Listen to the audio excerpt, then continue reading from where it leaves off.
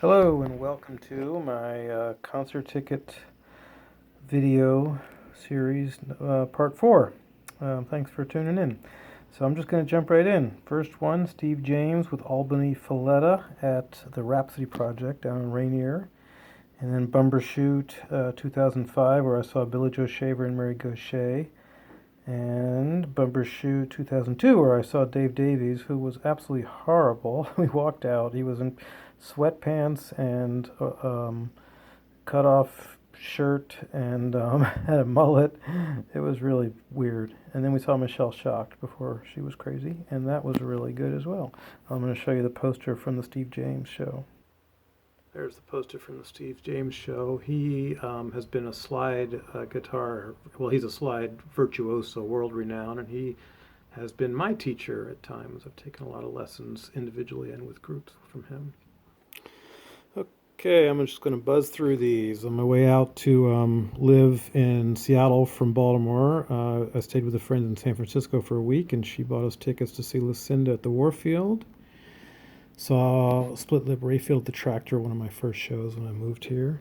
Gillian Welch at the Showbox in 2001, also one of my first shows after moving here. Got here August 1st, 2001. And then Bob Dylan at Key Arena with my then roommate. And then the Rolling Stones at Tacoma Dome with my then girlfriend in 2002. And Nico Case at the Crocodile, whom my then girlfriend knew. And we went backstage to meet her afterwards. And she wasn't very nice. She didn't even seem to remember my girlfriend.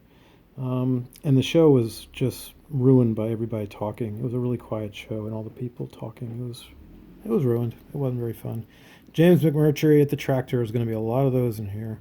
The Sadies at the Tractor with Gerald Collier as a Seattle favorite and Lizzie West. I don't remember or know who that is. Drive-By Truckers before they got too big to play the Tractor. That was an incredible show. I remember that. Poe Girls. Somebody gave me a free ticket and I went. Danny Barnes was absolutely spectacular at the Tractor. That was a sit-down show, which those are rare at the Tractor, but man, that was good. James McMurtry at the Sunset Tavern. Joan Jett at EMP with my then girlfriend. First time I took her to see her. We were also, when we were visiting my parents back home in Baltimore, we went and saw Bob Dylan and Willie Nelson at the Cal Ripken Stadium, but we missed Willie. We were so late and it was hard to get in there, and it was a torrential downpour, and it was intense, but a lot of fun, but really, really intense.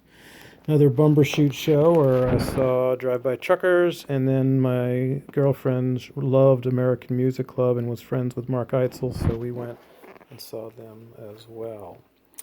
Bloodshot Review with Waco Brothers, John Langford, Sally Timms, Dollar Store, Rolling Stones at Key Arena. Second loudest show I've ever been to, especially Keith's guitar, next to AC/DC in Madrid. Really loud. James McMurtry at the Tractor. But also, back to the Stones show, was also one of the smallest venues I've ever seen them in. So that was really cool. It was like 18,000, so that was really amazing. Black Crowes at the White River Amphitheater. Somebody gave me that ticket. Tom Petty and the Heartbreakers. Oh, last time I saw him, White River Amphitheater. James McMurtry again at the Tractor. Chip Taylor and Kerry Rodriguez. That was sadly not one of the best shows I've ever been to. They just weren't that great that night. And I do like their records a lot, their CDs, but that wasn't very fun. Todd Snyder at the Tractor. Man, he attracts a lot of frat boys that just whoop and holler and yell and scream and talk even when he's talking between songs. And it was just him and his guitar, so it was a little annoying, but it was still a good show and I enjoyed it. Stones at Quest Field after the Coconut Tree for Keith, and he was looking a little dazed and at times was looking around without his hands on his guitar even. They did She's So Cold, which was a train wreck, so that was kind of fun. And but in general, it was a decent show. Josh Blue and Chris Porter from Last Comic Standing at the Moore. Merle Haggard with Nico Case at the Paramount. I think that's the show where I got something autographed from him. Got something to him. Oh, maybe no, it's a different one that I probably haven't. Rat City Roller Girls. Roller Derby. Toots and the Maytals at Numos. My God, that show had a lot of energy. Everybody jumping, going crazy and dancing through the whole thing. A lot of fun.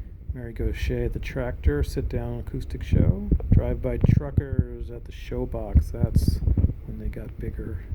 Too big to play the Tractor.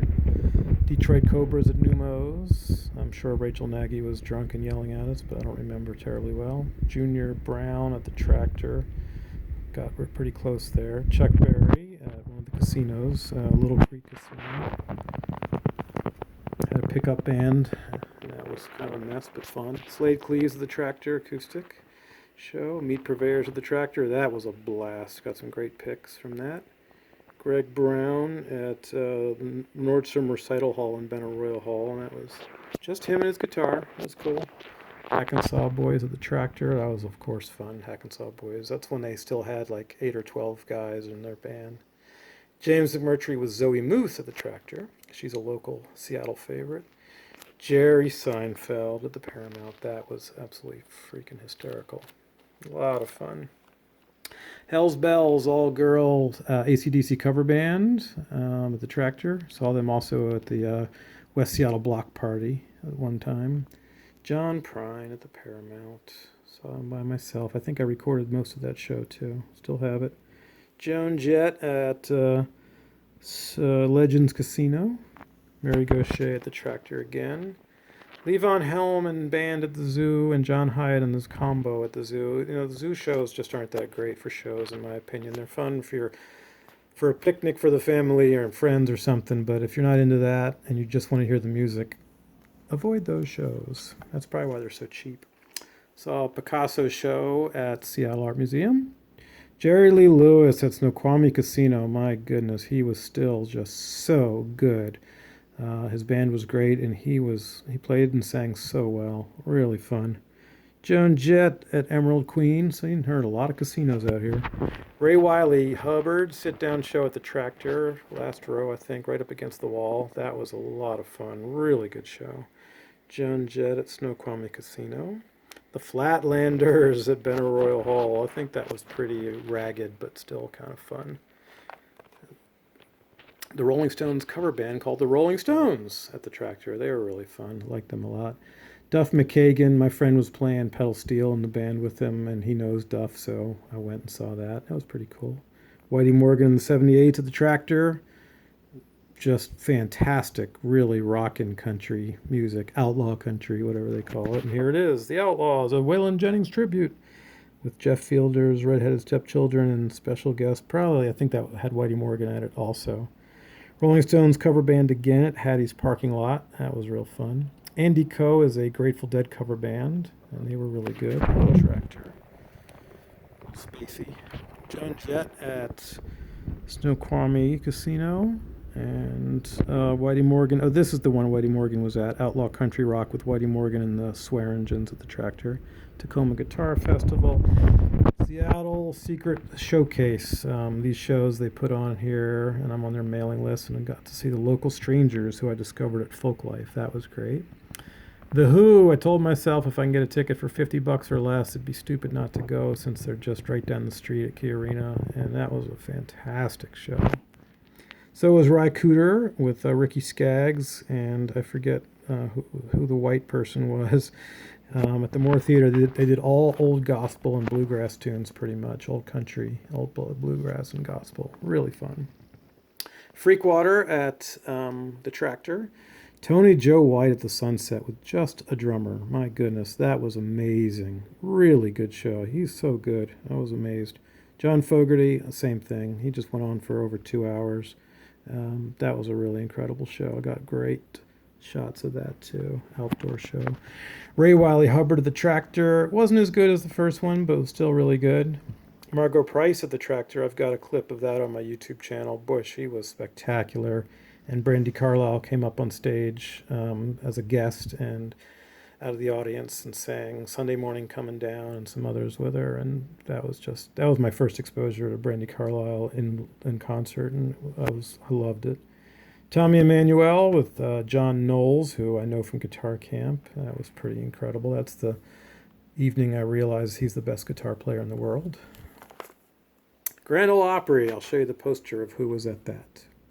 So there's the poster, the whole poster, and if I move in. You can see all the names there. Del McCoury was the big one for me, but it didn't matter. It was just I was in Nashville that night with my friend Janet, and so we for a 5 day or 4 day visit, and we went to the Grand Ole Opry. And of course, I did the Country Music Hall of Fame, and we did the Ryman guided tour, which is really cool. Where we ran into Billy Gibbons walking across the stage because ZZ Top was playing there that night, and I gave him a CD of mine. I also gave Vince Gill, one of my bands, my CDs at Third and Lindsay, Third and Lindley that trip. Racetrack, and then the fireworks at the demo derby and racetrack car racing. Carolyn Wonderland at the Triple Door. My goodness, I think she used up all the notes that night. That was an incredible show. I'll show you the poster from that too. That night, I got to remind her that she played the bar that my then girlfriend and I worked at years ago. A little tiny bar, the Lock and Keel. And I reminded her she kissed my girlfriend, and I was jealous, so she kissed me at this show. That was really cool. And that was actually the show that I learned about her. Never heard of her before. She got detoured because the show at the Tractor, I think she was supposed to play, got messed up schedule-wise. Margot Price, now she's too big for the Tractor, and she went to the Neptune, and my goodness, that was an incredible show. She came out in the audience during the last encore and hugged people, and I got a hug because I was up close, and that was great. And she played drums, she played keyboard, guitar. I even wore my Ike and Tina Turner shirt that night, and she played Ike and Tina Turner's version of Proud Mary with the band, so that was incredible. John Hyatt and the Goners' 30th anniversary of Slow Turning with Sonny Landreth played, so that was nice, like the original record. Mary Gauthier at the Triple Door acoustic. Lindy Ortega. This started a fun summer for me. I've seen a lot of great shows, or spring and summer, I guess. Winter, spring, and summer at a lot of them at the Tractor. This was the Tractor. Not all of them, though. Gerf Morlix, of all people, at the Royal Room. That was amazing. Unbelievable. Reverend Peyton's Big Damn Band at the Tractor with Gravel Road. That was really fun. And Elin Jewell at the Tractor, another fun one. Larkin Poe on a Monday night. That was amazing at the Tractor. We really had a blast. We being me in the audience. Ry Cooder at the Moore Theater. That was really fun. I didn't care for the opening act, but he was really great, and his band was great. The Tractor again. Bo Ramsey opened for Greg Brown playing acoustic, and then, of course, he joined Greg Brown for his set on electric and slide. That was wonderful. Got to sit right up on the front row for that. Brandy Carlisle. Boy, I was just blown away by her performance. She's an amazing performer. Wonderful show at the Moore. And John Prine at the Paramount Tree of Forgiveness tour. My first of 2 shows on that tour. Lyle Lovett and John Hyatt just sitting around with a couple of acoustic guitars and I think a harmonica. And it wasn't the greatest show performance-wise, but it was just cool to see 2 old friends playing music together. Yeah, it was really nice. Gerf Morlix again, the Treehouse Cafe. That was just him. We were in front row, and it was just him and his guitar. Really, really great. John Mayall featuring Carolyn Wonderland. That's why I went, and that was at Jazz Alley. But I had no idea how incredible John Mayall was as a guitar player, a piano player, singer. He just rocked out. It was great. Sonny Landreth at the Triple Door. My goodness, that was fun. Great acoustic set to start, and then an electric set to finish. Toots and the Maytals at the Benaroya Hall. Got right up to the lip of the stage, and that was amazing as well. Got a lot of great pictures. Danced the whole time. Really fun.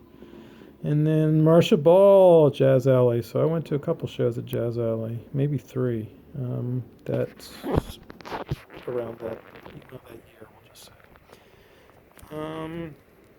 We're coming to the end. Rolling Stones at CenturyLink Field. That was last August, I believe. Yep. And then the Blasters with Jesse Dayton and local heroes. I don't forget. Wildcat Rose were played. They opened, and they were really great. And then the Royal Room with 50th anniversary of Let It Bleed with just a local put-together band, and that was really spectacular. They did really well. I was really shocked at how good it was, honestly. I also saw Dave Alvin at this year, but I don't know why I don't have a ticket stub. I think maybe it was just because it was electronic or something.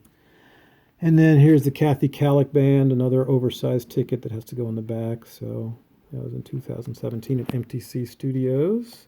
I know her from Guitar Camp, but she's pretty big time. Mike Cooley at the Ballard Homestead, my first and only show there so far. That was really pretty cool.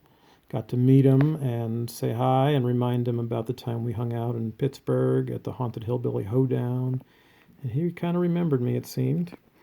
Then we got Mavis Staples at Town Hall. That was pretty amazing.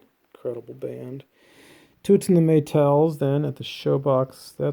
Wasn't the best of the three times I've seen them, but it was good. I enjoyed it quite a bit.